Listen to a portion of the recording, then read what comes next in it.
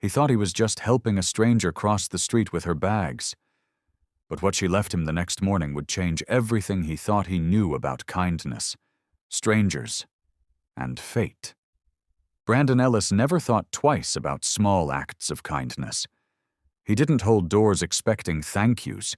He didn't help people carry groceries for likes or praise. It was just how he was raised, a habit stitched into him by his mother, a woman who never walked past a person in need without stopping to help, even if it made them late or tired or broke.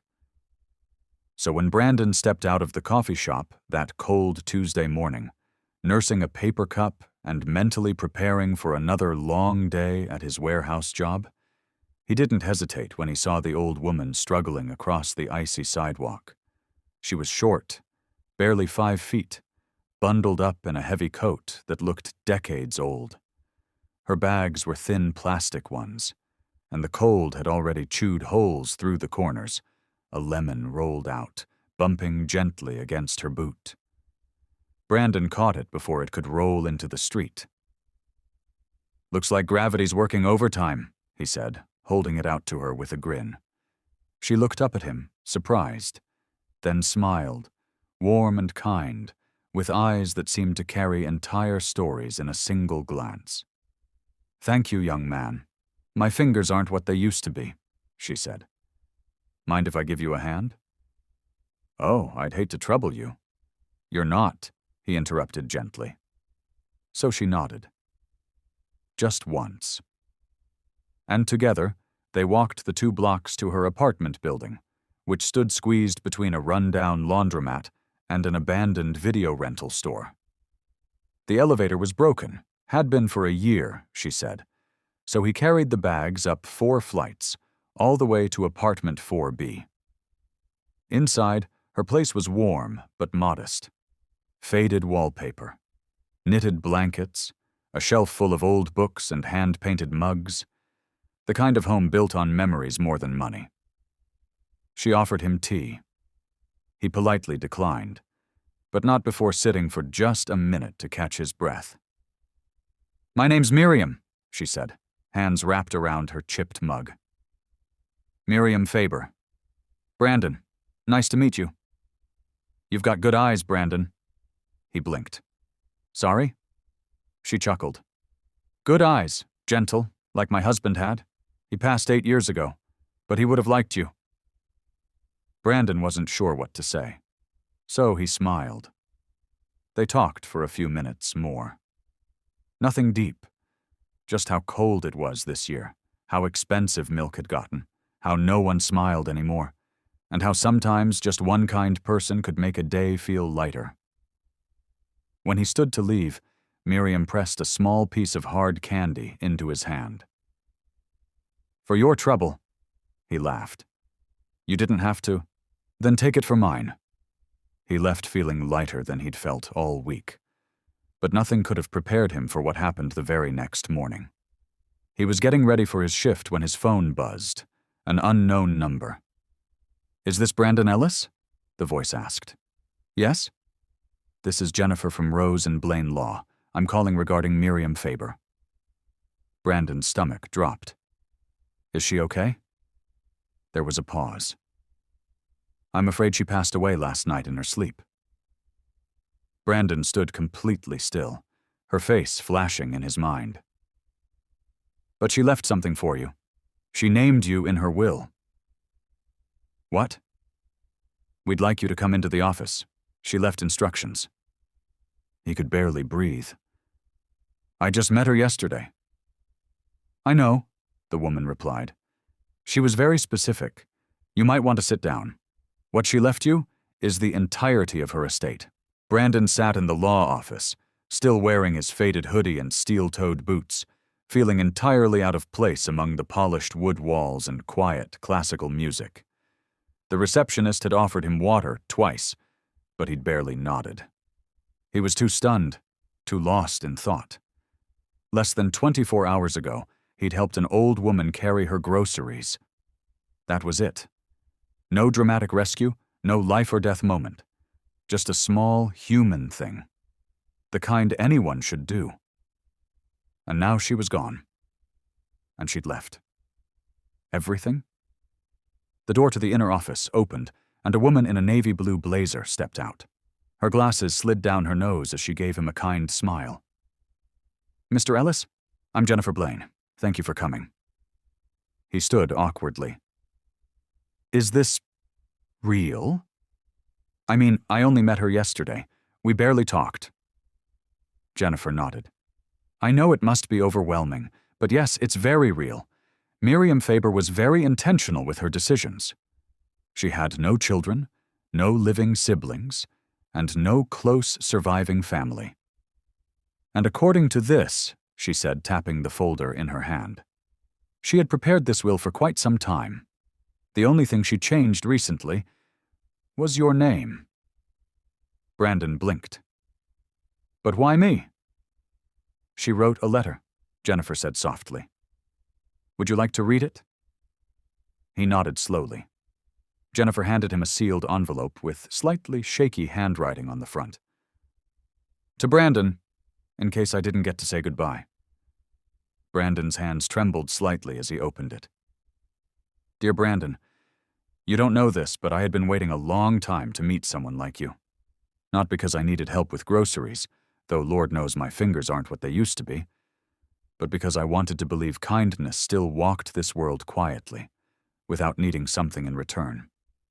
I've lived a full life, loved deeply, lost deeply. And for the last few years I've watched from this apartment window as the world grew faster, colder, more distant. But yesterday, you reminded me that it hasn't all gone, that there are still people who help without pause, who listen without rushing, who look a stranger in the eyes and see more than inconvenience. I don't have heirs. I don't have anyone waiting for a slice of what I leave behind. But I do have the power to choose how my story ends. And I want mine to end with you. You're not just inheriting my apartment, Brandon. You're inheriting the rest of my unfinished chapters, my books, my photo albums, my letters, the plants I've kept alive longer than most of my neighbors. You don't have to do anything with them, but I hope you'll read, remember, and maybe find pieces of yourself inside them. And maybe, just maybe, this will give you the freedom to dream a little louder. With love, Miriam Faber."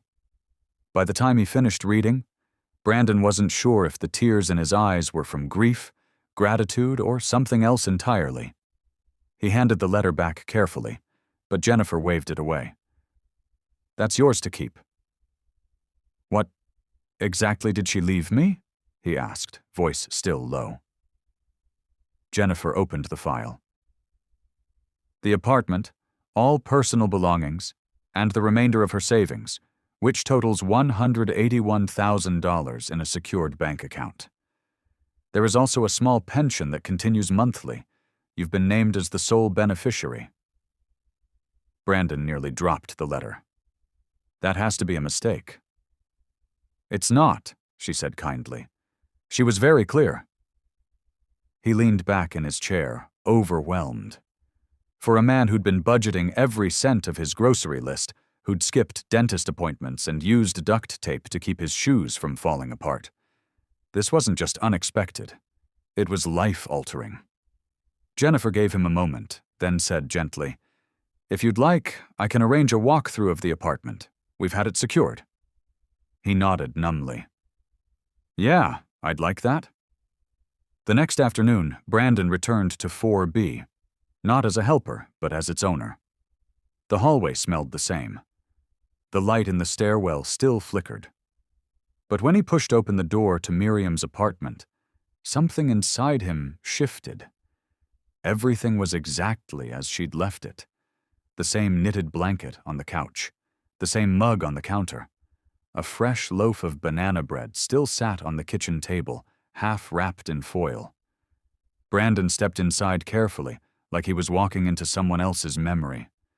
The place felt alive, even in her absence.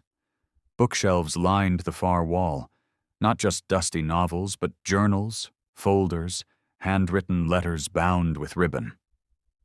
One in particular sat open on the desk near the window, its last sentence still hanging mid-thought. "Maybe I'll give him the candy again tomorrow.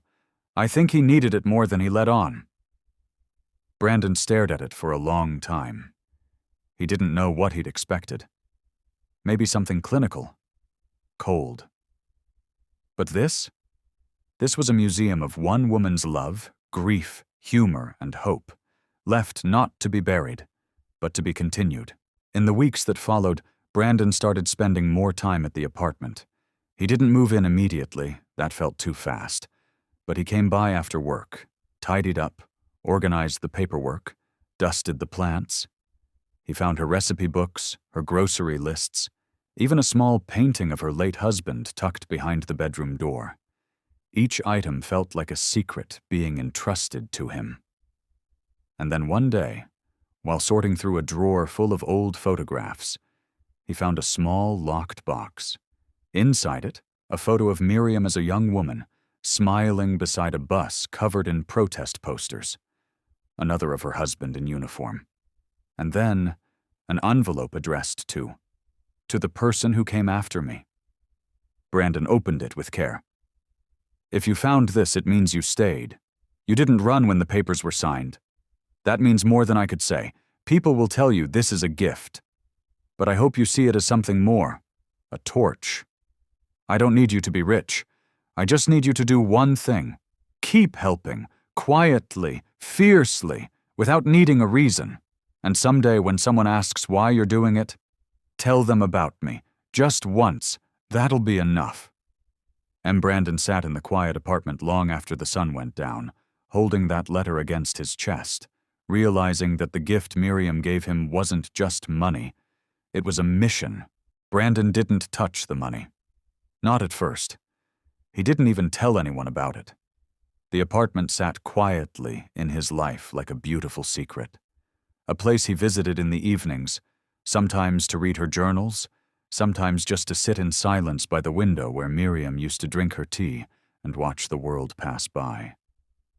But as the days stretched into weeks, something began to shift. Brandon couldn't stop thinking about her last letter, the one she left in the locked box. Keep helping. Quietly. Fiercely. Without needing a reason. The words echoed in his head, looping over his thoughts every time he held a door open, gave someone directions, or saw a stranger struggling with something small. It made him start noticing things again. Things he used to overlook when life was all about survival. Like the older man who came to the bus stop every morning in a suit 2 sizes too big, carrying a briefcase that looked nearly empty. He never spoke to anyone, just waited quietly, sometimes sipping water from a bottle wrapped in newspaper. Or the woman who sat on the steps near the laundromat every Saturday afternoon, sharing a small sandwich with her daughter and splitting it exactly down the middle, even when there clearly wasn't enough for one.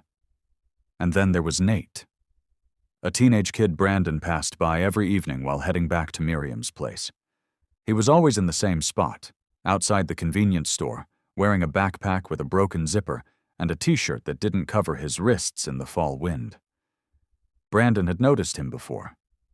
But now, he saw him. One night, after their paths crossed again, Brandon finally stopped. "You waiting for someone?" he asked casually. The kid looked up, startled. "Nah. Everything good?" "Yeah." Nate paused. I hang out here for the free Wi-Fi. I don't have internet at home." "You do homework here?" Nate shrugged. "I try." Brandon nodded. "What school you go to?" "Jefferson High, 11th grade." "You like it?" Nate gave a laugh that sounded older than 16. "I like math. The rest of it kinda sucks." They talked for another few minutes. Brandon learned that Nate's mom worked night shifts at a hospital, that they shared a studio apartment, and that the boy had taught himself basic coding using YouTube and public library computers. "I want to build something real," Nate said. "Like maybe an app one day. Something useful. Not just games or whatever. Brandon smiled faintly. You ever hear of Miriam Faber? Nate shook his head. She on TikTok? No, Brandon chuckled. But she was the smartest woman I ever met, and the kindest. He paused, then said, She left me something when she passed. Told me to keep helping, quietly, fiercely. Nate raised a brow. Why are you telling me this? Because, Brandon said, pulling a card from his wallet, I think you're the kind of person who'll understand what that means one day. I'm starting something. I don't know what it is yet, but it starts with this. He handed the card over. It had his name, a number, and a single line at the bottom. For when you're ready. That was the first spark. Over the next month, Brandon reached out to more people. He didn't announce anything, didn't create a foundation. No logos, no social media campaigns. He simply watched, and when he saw someone quietly trying, truly trying, he stepped in. He paid for one woman's groceries when she realized her card had declined. He repaired the cracked door hinge on the community center's front entrance because no one else had gotten to it. He replaced a rusted bike chain for the kid down the block who always biked to his night shift dishwashing job. Every time, he did it with the same thought in his heart. Miriam would have done this. And eventually, the world began to notice, not because Brandon wanted it to, but because people talk when they feel hope. They talk when something changes.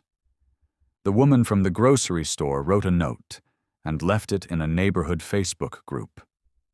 It read, To the man who paid for my milk and apples without asking my name, I cried the whole way home.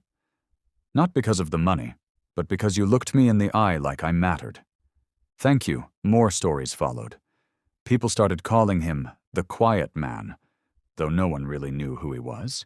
He always walked away before anyone could ask. But Miriam's apartment began to evolve too. Brandon started using it as a workspace.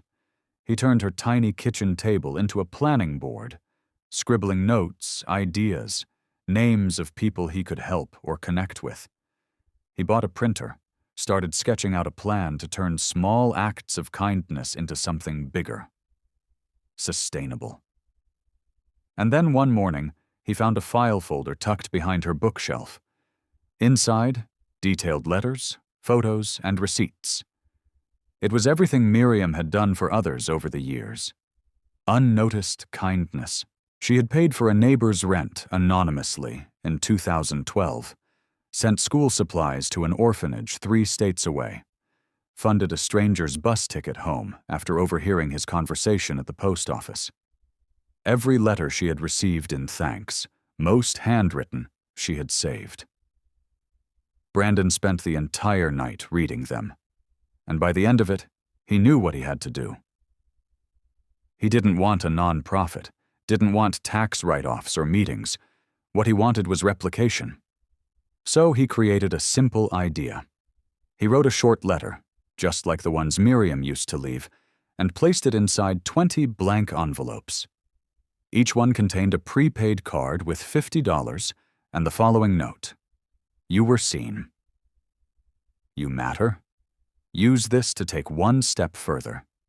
And when you can, do the same for someone else. A friend.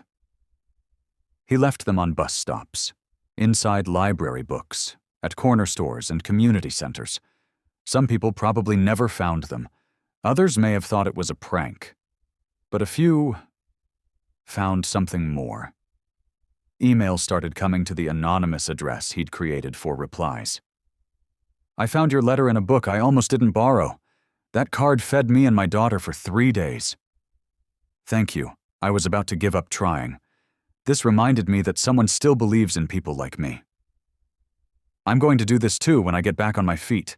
I promise Brandon read every message.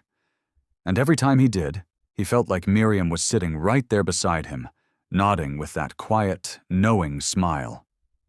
By winter, Brandon had completely moved into the apartment. He still worked part-time at the warehouse, mostly out of routine, but his real energy was now spent on the Ripple Room, what he quietly called his mission. No office, no team, just one man continuing the life of a woman who believed kindness shouldn't be loud to be life-changing. One night, he received a call from a number he didn't recognize. "Mr. Ellis?" a voice asked. "Yes?" "This is Dr. Maria Lester. I'm calling from the Easton Women's Shelter. Someone dropped off a donation box tonight with your letter inside. There was no name.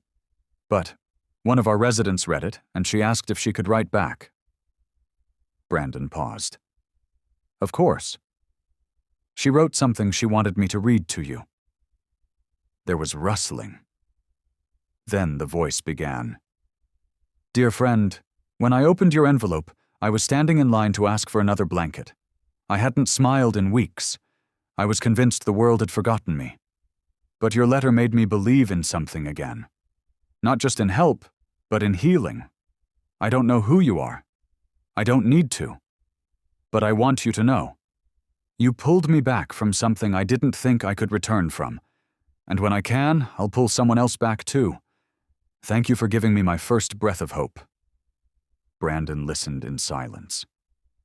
By the time the woman had finished reading, his hand was over his mouth, eyes glassy. He looked around at Miriam's living room, the faded curtains, the shelf of her journals, the small cactus plant he still hadn't figured out how to water properly, and whispered, "You did this, Miriam. You really did." And he wasn't done yet. Brandon stood at the top of the community center stairs, staring out at a room full of strangers who weren't strangers anymore.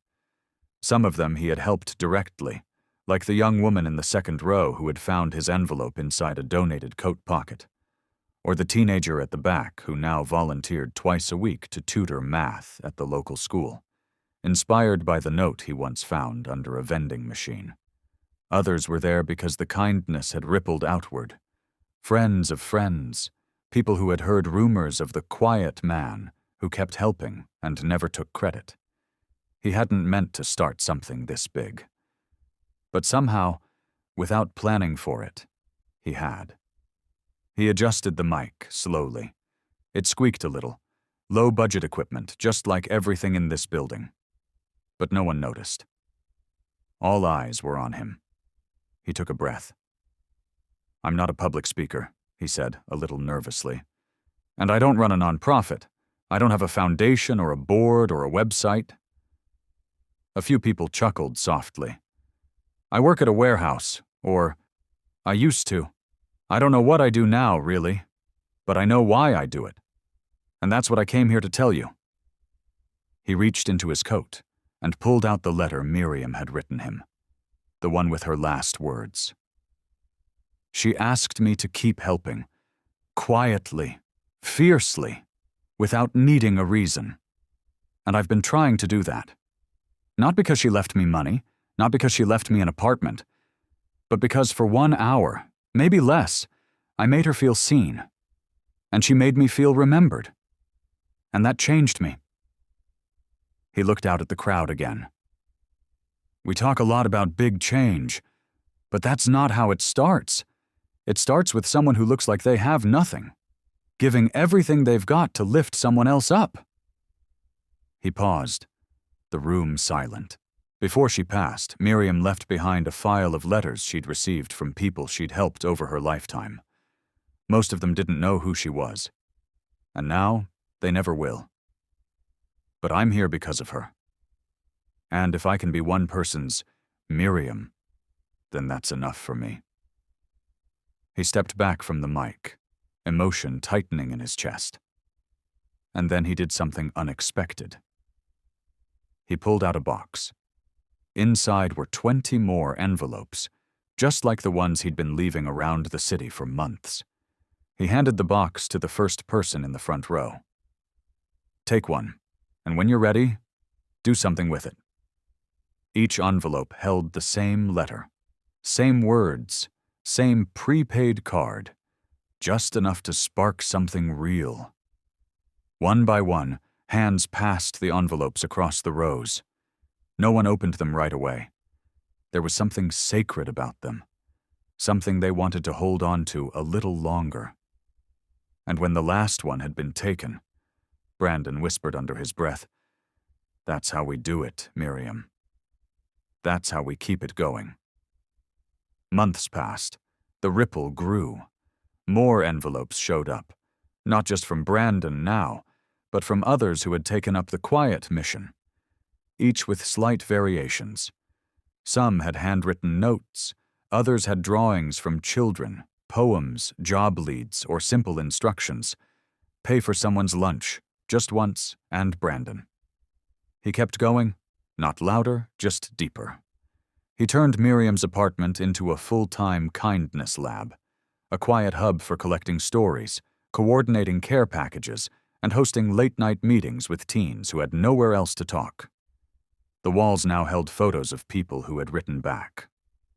Some with smiles, others just holding their own letters. All of them had been seen. One evening, while cleaning out a final drawer in Miriam's nightstand, Brandon found a small brown notebook. No name on the front.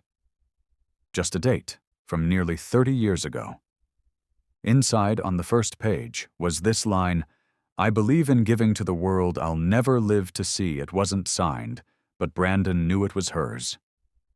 He sat there for a long time, running his fingers over the ink, before adding one more sentence underneath it in his own writing. "And I believe in building that world for someone else to live in." Eventually, Brandon started getting letters from out of town, then out of state. Some addressed simply to the man who helps quietly, to the one who believes in second chances, to the ripple maker. Each one a story, a life changed, a person restored. And yet, through all of it, he never once stepped in front of a camera, never started a fundraiser, never looked for praise. Because he knew, like Miriam once knew, that the quietest kindness has the loudest echo. He carried her photo in his wallet now, a black and white snapshot of her as a young woman, standing on the Brooklyn Bridge, arms stretched wide, smile like she was daring the world to be good. And every time someone asked, "Why are you doing this?" he gave the same answer. "Because once, someone I barely knew saw something in me, and trusted me to carry it forward and carry it. He did." Not in big speeches or viral videos, but in $20 grocery cards, in repaired zippers, in filled prescriptions, in warm gloves left anonymously on a park bench. In hope. If this story touched you, even for a moment, be someone's ripple. Buy the coffee for the person behind you. Leave a note for someone who needs it. Fix what you can fix. Notice what others ignore, and when you do, don't wait for thanks. Because what you put into the world, quietly, fiercely, always finds its way back. Share this story if you believe kindness is the inheritance we leave for strangers we'll never meet.